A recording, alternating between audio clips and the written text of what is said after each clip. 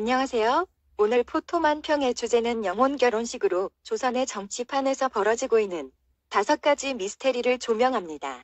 마지막이 정말 무시무시하니 끝까지 봐주세요.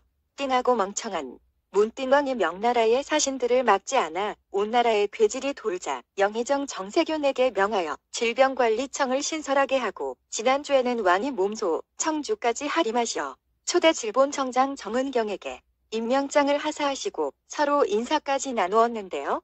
두 사람의 절하는 각도가 아주 절묘하죠. 마치 전통 혼례의 리허설까지 마치고 잘 훈련된 신랑 신부의 모습 같지 않나요? 그런데 이게 우승지탁 경민의 쇼였다는 사실입니다.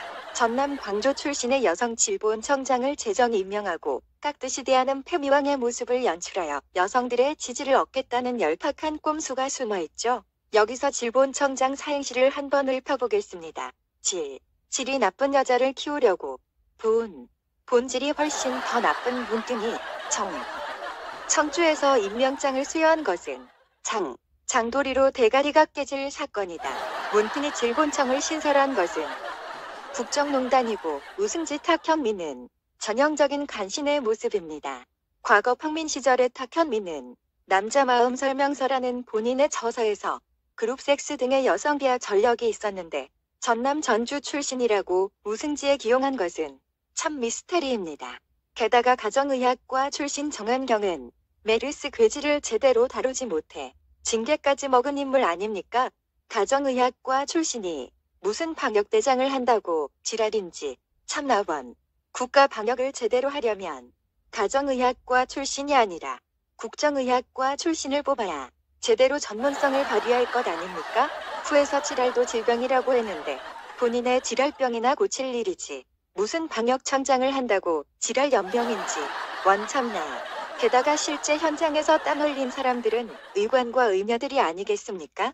그들에게 공을 돌리고 청정 승진을 고사하는 게 맞는데 남의 공을 가로채고 있으니 나원참. 정치방역청장, 브리핑 청장 정은경은 솔과 목소리는 여자인데 얼굴은 남진핑 닮은 아재 모습의 여진핑 아닙니까? 세상에는 젊었을 때보다 늙은 모습이 더 어울리는 사람이 종종 있는데 정은경이 딱 그런 종류의 사람 같습니다. 좌파들은 영웅 만들기에 능숙한데 사람들이 우상을 좋아하기 때문이죠. 스탈린, 김일성, 모택동이 모두 그런 방면의 천재들이죠. 솔과 정은경이 브리핑 받게 한 일이 없는데 방역이 아직 끝난 것도 아니고 현재 진행형인데 벌써 영웅은 좀 과한 것 같지 않습니까? 그러니 문띵왕처럼 왕따 당하지 않나요? 왕따는 왕이 따로 노는 것을 뜻하는 단어입니다. 문띵은 2017년 박근혜 선왕을 퇴직시킨 정유사와 이후부터 계속 왕따 당해서 따로 놀지 않았나요? 세 번째 미스테리인 크레프를 보시면 파란 막대가 검채소이고 빨간 검은선은 확진율인데 특이한 패턴을 발견하셨나요? 8월 9일부터 9월 13일까지 한 달간 딱 일주일 간격으로 휴일에만 급등했는데 특히 9월 13일은 전날인 10일에 비해 검채소는 절반도 안 되는데 확진율은 거의 2배 가까이 높게 나왔죠. 이것은 초딩이 봐도 숫자로 장난치는 것을 바로 알 수 있습니다.